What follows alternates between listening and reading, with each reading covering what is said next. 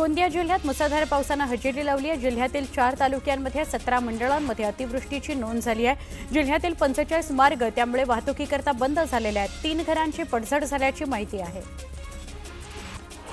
गोंदियात मुसळधार पाऊस पडतोय। आंबाटोली परिसरात रेल्वे क्रॉसिंग बंद करून त्याच्या बाजूला रेल्वे अंडरग्राउंड तयार करण्यात आलं, मात्र हाच अंडरग्राउंड लोकांची आता डोकेदुखी ठरतोय। 2 मीटर पर्यंत या अंडरग्राउंडमध्ये पाणी साचतंय आणि मग ते लोकांच्या घरात जातंय, त्यामुळे लोकांना नाहक त्रास सहन करावा लागतोय। जळगाव जिल्ह्यात दडी मारलेल्या पावसाने हजेरी लावल्याने शेतकऱ्यांना दिलासा मिळालाय। पिकांना जीवनदान मिळाल्याने बळीराजा सुखावलाय। काही भागात पावसाच्या टपोऱ्या सरी बरसल्याने शेतातील ओढे, तलाव आणि विहिरीतील पाणी पातळीत वाढ झालेली आहे। विदर्भासह महाराष्ट्रातील अनेक जिल्ह्यांमध्ये गेल्या काही दिवसांपासून संततधार पावसाने हजेरी लावली आहे। चंद्रपूर, नागपूर, वर्धा, गोंदिया, भंडारा, अमरावती, अकोला, बुलढाणा, वाशिम या जिल्ह्यांमध्ये पावसाचा जोर कायम आहे। हवामान विभागाने काही जिल्ह्यांमध्ये रेड आणि ऑरेंज अलर्ट जारी केलेला आहे। जळगाव जिल्ह्यातील रावेर तालुक्यातल्या सातपुडा पर्वतरांगांमध्ये असलेले गारबर्डी धरण भरले, त्यामुळे धरणातून पाणी ओसंडून वाहू लागलंय। धरणातून सुकी नदी पात्रात विसर्ग सुरू करण्यात आलाय। सातपुडा पर्वतरांगांमध्ये असलेले हे धरण पाहण्याकरता पर्यटकांची देखील गर्दी बघायला मिळते। मावळ तालुक्याची तहान भागवणाऱ्या पवना धरणामध्ये यंदा पावसामुळे मुबलक जलसाठा झालेला आहे। दरम्यान शिवसेना उद्धव बाळासाहेब ठाकरे पक्षाच्या वतीने जलपूजन करण्यात आले। गेल्या अनेक वर्षांपासून पवना धरणग्रस्तांचं पुनर्वसन आणि जमीनविषयक प्रश्न प्रलंबित आहेत। सरकार बदलली पण धरणग्रस्तांच्या व्यथा तशाच कायम आहेत।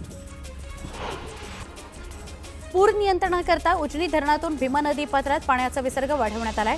16,600 क्युसेक वेगाने पाण्याचा विसर्ग सुरू करण्यात आलाय, त्यामुळे भीमा नदी पुन्हा दुथडी भरून वाहणार असल्याने नागरिकांना सतर्कतेचा इशारा देण्यात आलाय। सातारा जिल्ह्याच्या पश्चिम घाट आणि प्रमुख धरण क्षेत्रातही मुसळधार पावसाने हजेरी लावली आहे, त्यामुळे कोयना धरणाच्या पाणी पातळीमध्ये वाढ झाली आहे। कोयना धरणाचे दरवाजे पुन्हा उघडण्यात आले असून 23,000 क्युसेक वेगाने विसर्ग सुरू करण्यात आलाय, त्यामुळे नदीकाठच्या नागरिकांना सतर्कतेचा इशारा देण्यात आलाय। पुणे जिल्ह्यातील भोर तालुक्यातल्या नीरा देवघर धरणाचे 5ही दरवाजे उघडण्यात आलेत। नीरा नदीपात्रामध्ये 4,500 क्युसेकने पाण्याचा विसर्ग सुरू असून नदीकाठच्या गावांना सतर्कतेचा इशारा देण्यात आलाय। नांदेड शहरातील विष्णुपुरी धरण 100% भरलंय, त्यामुळे धरणातून 15,900 क्युसेक प्रतितास वेगाने पाण्याचा विसर्ग नदीपात्रात सुरू आहे। पावसाचा जोर कायम राहिला तर पाण्याचा विसर्ग वाढवण्याची शक्यता आहे। अकोल्याच्या अकोट तालुक्यातील सातपुड्याच्या पायथ्याशी असलेलं पोपटखेड धरण 70% भरलंय। धरणाच्या 4 दरवाजांपैकी 2 दरवाजे 1 सेंटीमीटरने उघडण्यात आलेत आणि धरणातून पाण्याचा विसर्ग सुरू करण्यात आलाय। अलिबागजवळ खांदेरी किल्ल्याजवळ मच्छीमार बोट बुडाल्याची माहिती आहे। त्या बोटीवरचे 5 खलाशी पोहत पोहत समुद्रकिनारी पोहोचले। त्या 5ही जणांना अलिबागच्या जिल्हा रुग्णालयात दाखल करण्यात आले। बोटीवर एकूण 8 खलाशी होते। उर्वरित 3 खलाशांचा शोध पोलीस घेत आहेत।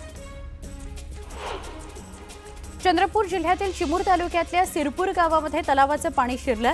जिल्ह्यात पावसाची संततधार सुरू असून तलाव ओव्हरफ्लो झालाय, त्यामुळे सांडव्यावरून मोठ्या प्रमाणात पाणी वाहू लागलेलं आहे। कादवा या नदीच्या पाणलोट क्षेत्रात मुसळधार पाऊस झाला। नांदूर मध्यमेश्वर धरणातील पाण्याच्या पातळीत त्यामुळे वाढ झाली, त्यामुळे धरणातून 15,775 क्युसेक प्रति तास इतका पाण्याचा विसर्ग नदीपात्रात केला जातोय।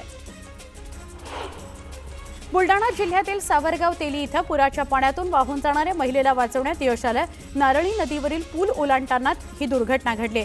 पावसामुळे सावरगाव तेली गावाचा तालुक्याशी संपर्क तुटलेला आहे। वाशिमच्या रिसोड तालुक्यातील पिंपरी सरहद गावाजवळून वाहणाऱ्या कांच या नदीला पूर आलाय। पावसामुळे या परिसरातील शेती तिसऱ्यांदा पाण्याखाली गेलेली आहे, तर नेतनसा परिसरातील लोण नदीच्या पुराचं पाणीही शेतामध्ये शिरल्याने पिकं खरडून गेली आहेत, त्यामुळे नुकसान भरपाईची मागणी जोर धरू लागलेली आहे। कांच या नदीच्या पुरामुळे वाशिम जिल्ह्यातील कोयाळी ते नेतनसा हा मार्ग बंद झालेला आहे। पुराचं पाणी शेतात शिरल्यामुळे नदीकाठच्या गावांना तसंच शेतीचं आणि पिकांचं नुकसान झालेलं आहे। सातारा जिल्ह्यातील महाबळेश्वर आणि कोयना धरण परिसरात झालेल्या मुसळधार पावसामुळे कोयना धरणातील पाणीसाठा 4.5 टीएमसीने वाढला। दरम्यान कोयना धरणाचे दरवाजे 5 फुटांनी उघडण्यात आले. 23,000 क्युसेक प्रतितास इतक्या वेगानं पाण्याचा विसर्ग सुरू आहे. त्यामुळे सातारा आणि सांगली जिल्ह्यातील कोयना आणि कृष्णाकाठेच्या गावांना सतर्कतेचा, सावधानतेचा इशारा दिला गेलाय. खेड तालुक्याच्या पश्चिम भागातील भीमाशंकर पट्ट्यात 2 दिवसांपासून पावसाचा जोर वाढलाय. त्यामुळे चासकमार या धरणाचा पाणीसाठा 90% पोहोचला आहे. दरम्यान धरणाचे 5 दरवाजे उघडण्यात आलेत आणि 3,552 क्युसेक प्रतितास इतका पाण्याचा विसर्ग भीमा नदीच्या पात्रात केला जातोय. हिंगोली जिल्ह्यात पावसाची संततधार सुरू आहे. सेनगाव तालुक्यातील भंडारी या परिसरातील ओढ्याला पूर आला. शाळकरी विद्यार्थिनी तिथं 2 तास अडकून पडलेल्या होत्या. या रस्त्यावरची वाहतूकही खोळंबली होती. छत्रपती संभाजीनगर जिल्ह्याला मुसळधार पावसानं झोडपून काढलं. खुलताबाद, फुलंब्री या भागात जोरदार पाऊस झाला. पावसाचं पाणी शेतात साचलं. अनेक ठिकाणी पावसानं फळबागांचं नुकसान केलं. जळगावच्या 40 गावात पाटणादेवी परिसरात मुसळधार पाऊस झाला. पावसामुळे डोंगरी नदीला पूर आला. त्यामुळे पाटणा निवासींनी चंडिका देवीच्या दर्शनाकरता गेलेले अनेक भाविक अडकून पडले. नदीच्या पाणी पातळीत वाढ झाल्यानं भाविक अडकले आहेत. धाराशिव जिल्ह्यात मुसळधार पावसामुळे भूम तालुक्यातील जवळा, भांडगाव, वारशी हा मार्ग बंद झालेला आहे. तसंच दरेगाव, सावरगाव, बार्शी हा रस्ता देखील बंद झालाय. विश्वरूपा नदीच्या पाणी पातळीत वाढ झाल्यानं हे दोन्ही मार्ग बंद करण्यात आलेत. तर आरसोली मध्यम प्रकल्प सुद्धा ओव्हरफ्लो झालेला आहे. जालना जिल्ह्यातल्या मंठा तालुक्यातील तळणी परिसरामध्ये मुसळधार पावसामुळे नदी नाले दुथडी भरून वाहू लागलेत. तळणी तलाव ओव्हरफ्लो झाल्यानं तलाव फुटण्याची भीती वर्तवली जाते. तलाव फुटला तर याला प्रशासन जबाबदार राहील अशी प्रतिक्रिया ग्रामस्थांनी दिली आहे. जायकवाडी धरणातील पाणीसाठा 80% पोहोचलाय. त्यामुळे बीड जिल्ह्यातील गोदावरी नदीकाठच्या गावांना सतर्कतेचा इशारा देण्यात आलाय. गेवराई, माजलगाव आणि परळी तालुक्यातील गोदावरी नदीकाठच्या गावांमध्ये खबरदारीच्या उपाययोजना सुरू आहेत. नांदेड शहर आणि जिल्ह्यात मुसळधार पाऊस झाला. शहरातील नसरतपूर, नोबेल कॉलनी या भागातल्या अनेक घरांमध्ये पाणी शिरलं. पावसाचा जोर कायम राहिला तर शहरातील अनेक सखल भागात पाणी साचण्याची शक्यता आहे. भाजप आमदार विनोद अग्रवाल यांनी गुडघाभर पाण्यातून गोंदिया शहरातील नुकसानग्रस्त भागाची पाहणी केली. यावेळी त्यांनी नुकसानग्रस्त नागरिकांशी संवाद साधला. नुकसान भरपाई तुम्हाला मिळवून देऊ असं आश्वासन त्यांनी दिलं. हार्बर मार्गावरील वाशी पनवेल स्थानकादरम्यान आज 5 तासांचा मेगा ब्लॉक घेण्यात येणार आहे. मध्य रेल्वेच्या मुंबई विभागातर्फे देखभाल आणि तांत्रिक कामांकरता हा ब्लॉक घेतला जाणार आहे. सीएसएमटीहून पनवेलकडे जाणाऱ्या लोकल रद्द करण्यात आलेल्या आहेत. 1 लाखाचा टप्पा गाठलेल्या सोन्याच्या किमती आता 89,000 पोहोचलेल्या आहेत. तरीही सराफ बाजाराकडे नागरिकांचं दुर्लक्ष होताना बघायला मिळत आहे. दक्षिणेकडील राज्यात नारळाच्या उत्पादनामध्ये 25% घट झाल्यानं यंदा गणेशोत्सवापूर्वी नारळाला उच्चांकी भाव मिळाला आहे. किरकोळ बाजारामध्ये नारळाची किंमत 40 ते 50 रुपये झाली आहे. व्यावसायिक आस्थापनांच्या इमारतींच्या तळमजल्यावरील किंवा तळघरातील वाहनतळांचा गैरवापर होत असल्यास त्यावर मुंबई महापालिका प्रशासन कारवाई करणार आहे. या इमारतींची अकस्मात पाहणी करून वाहनतळाचा गैरवापर होत असल्याचं निदर्शनास आल्यास दंडात्मक कारवाई करण्यात येणार आहे. छत्रपती शिवाजी महाराज विमानतळावर बॉम्ब ठेवल्याची धमकी मिळाली होती. त्यानंतर तातडीनं सगळ्या यंत्रणा सतर्क झाल्या आणि तात्काळ सगळ्या विमानांची तपासणी करण्यात आली. मात्र या विमानात काहीही संशयास्पद सापडलेलं नाही.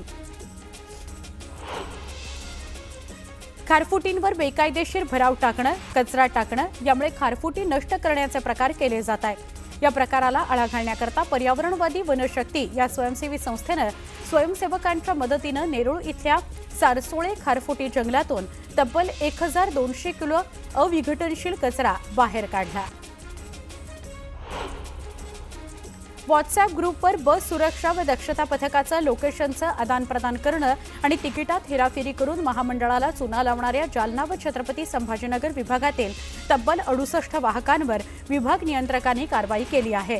फसवेगिरीत सापडलेल्या या वाहकांना शिक्षा म्हणून जालन्यापासून 200 किलोमीटर दूर असणाऱ्या विभागात त्यांची बदली करण्यात आलेली आहे.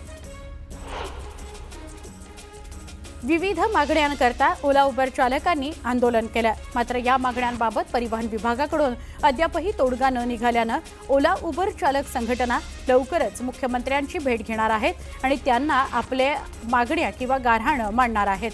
ॲप बेस्ड ट्रान्सपोर्ट वर्कर्स युनियनकडून ही माहिती देण्यात आली आहे. मुंबईतील फुटपाथवर होत असलेल्या अतिक्रमणांच्या प्रश्नावर उच्च न्यायालयानं गंभीर भूमिका घेतली आहे. फुटपाथ ही सार्वजनिक जागा आहे. ही जागा पादचाऱ्यांच्या वापराकरता आहे. या जागेचा खासगी फायद्याकरता वापर करता येणार नाही असं स्पष्टपणे बजावत उच्च न्यायालयानं एका पानबिडी स्टॉलच्या बेकायदेशीर बांधकामाच्या प्रकरणामध्ये पालिका अधिकाऱ्यांच्या चौकशीचे आदेश दिले आहेत. श्रावण मासाच्या प्रारंभानिमित्त जळगाव शहरातील श्री भवानी मंदिर इथून श्री क्षेत्र रामेश्वर इथं आजपासून कावड यात्रेला उत्साहात प्रारंभ झाला. हजारो भक्तांच्या उपस्थितीत कावड यात्रेचा शुभारंभ ढोलताशाच्या गजरात आणि हर हर महादेवच्या जयघोषात झाला.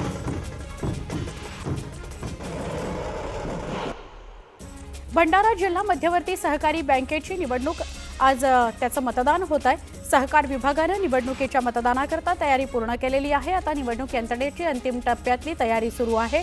निवडणुकीकरता 11 केंद्रांवरून मतदान घेतलं जाणार आहे. मावळातील बेलज गावामध्ये हृदयद्रावक घटना घडली. 15 वर्षाच्या दीक्षा ओव्हाळ हिनं आंध्र धरणाच्या पाण्यात उडी घेऊन ती पाण्यात बुडून मृत्युमुखी पडलेली आहे. पाण्यात उडी घेण्यामागचं कारण मात्र समोर आलेलं नाही. छत्तीसगडच्या बिजापूर जिल्ह्यात पोलीस आणि माओवाद्यांमध्ये मोठी चकमक सुरू आहे. 3 ते 4 माओवादी ठार झाल्याची शक्यता वर्तवली जाते. बिजापूर जिल्ह्यात गांगलूर या जंगलात जवानांनी माओवाद्यांना घेरलं. या ठिकाणी दोन्ही बाजूने तुफान गोळीबार सुरू आहे. छत्रपती संभाजीनगरमधील अजिंठा इथल्या एका युट्यूबरला धमकी आलेली आहे. अजिंठा इथल्या एका युट्यूबरनं आपल्या व्हिडिओमध्ये छत्रपती संभाजीनगर असा उल्लेख केल्यानं युट्यूबरला धमकी देण्यात आली आहे असं समजतंय. तर धमकी देणाऱ्या समाजकंटकावर कारवाई करण्याची मागणी भाजप नेते कमलेश कटारिया यांनी केली आहे. शिवराम दत्तात्रय फडणीस अर्थात सगळ्यांचे लाडके ज्येष्ठ व्यंगचित्रकार शीद फडणीस 29 जुलैला वयाची 100 पूर्ण करतायत. त्यानिमित्तानं शीद फडणीस यांनी पत्रकार परिषद घेतली. आठवणींना उजाळा दिला. फडणीसांच्या 100 निमित्त पुण्यातील बालगंधर्व रंगमंदिरात व्यंगचित्राचं प्रदर्शन ठेवण्यात आलंय. 27, 28 आणि 29 जुलैला हे व्यंगचित्र प्रदर्शन असणार आहे. रायगडच्या पेजारी इथं अलिबाग तालुक्यातील इयत्ता 10वी आणि 12वी तसंच शिष्यवृत्तीधारक विद्यार्थ्यांचा गुणगौरव सोहळा उत्साहात पार पडला. भाजप युवा मोर्चाच्या वतीनं या सोहळ्याचं आयोजन करण्यात आलं होतं.